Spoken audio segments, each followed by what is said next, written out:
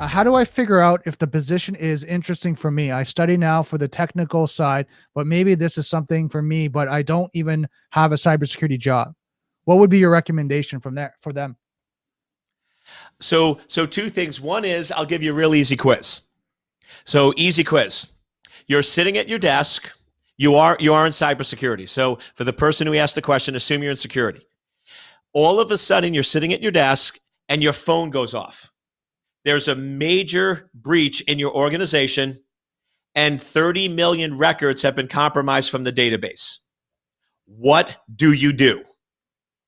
If your answer or inclination is, I'm going to run into the data center and start going on the database server and see what's happening, or if you work remote, I'm going to start logging into systems and seeing what's happening and what's occurring, and I want to figure out and solve the problem, then you're most likely a world-class security engineer. I would not recommend you become a CISO. If, however, your answer to that question was, I would immediately mobilize my team, I would start tasking them to look at the different systems and servers. I would immediately call up the CEO and say, we have a breach. I'm determining the extent of the damage, and I'll get back to you in 60 minutes. Then you probably will be a world-class CISO.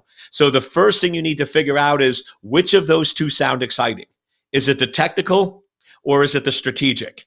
And then that's going to dictate where you go and how you operate. Next part of your question was, how do you get started? The best thing to do is start volunteering. Do you know anybody who has a business or knows anyone who has a business? And start asking them, hey, can I start helping you out with cybersecurity? Here's the agreement. I'll give you 5 hours a week. I won't charge you. But what I want to do is I want to say that I'm your security officer, and you have to agree that you'll take 2 reference calls a month, giving a reference for me for potential jobs that are out there. And once again, it can be simple. One of my friends got started because he knew somebody who had 3 Jersey Mike substores. Well, guess what? Jersey Mike has computers, they have systems, they have email, and they were getting hacked. So he went in and he started providing free security services for them. And then he started going out and he started saying that he provides CISO services for retail organizations. And he has a reference. And within 6 months, he has 3 paying clients. And I think he's making about 15 or 20K a month on retainer contracts. So don't worry about the money. Get the experience. Focus on the experience. Go in and start volunteering. Go door to door. Well, I know now with the epidemic, it's a little harder, but start contacting your local dentist office and say, hey, I know your local dentist, you can't afford a lot, but cybersecurity is a concern to you. I'll do 5 hours free a week for that same agreement, and just start putting yourself out there, getting exposure. And then the other big thing is build a presence on LinkedIn.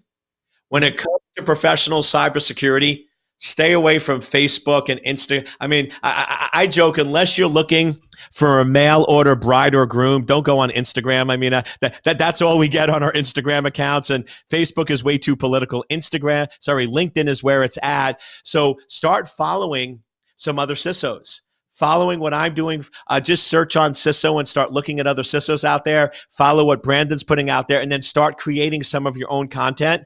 Start creating 1 or 2 minute videos and start building a presence on LinkedIn, building up references. You do those 2 things.